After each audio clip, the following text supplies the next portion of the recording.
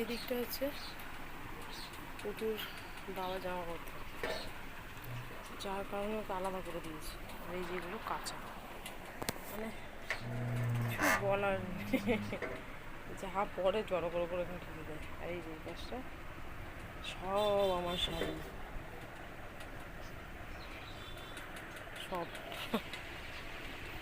যাই কোথাও না যায়, পড়ি আর না পড়ি, সব আমার শাড়ি। ও এখানে আমার সানগ্লাসগুলো জড়ো করেছে। তাহলে বলো এই ছেলেটাকে নিয়ে আমি কী করি? সপ্তাহে একদিন করে আমি গুছিয়ে দিই, রোজ রোজ তো সম্ভব হয় না। এখন একটু গুছিয়ে দিই।